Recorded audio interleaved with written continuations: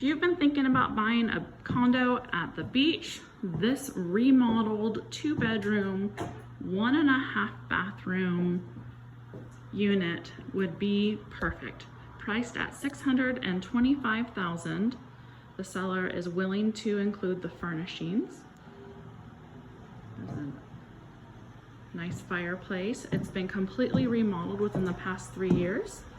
Right now, the waves are crashing on Morro Strand Beach.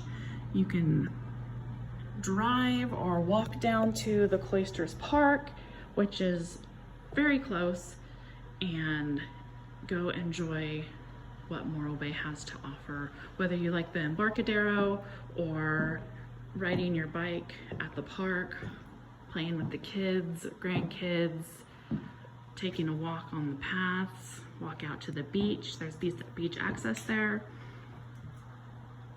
To the north, you have the Morro Strand State Beach and beach access up there. Either way, you're very close.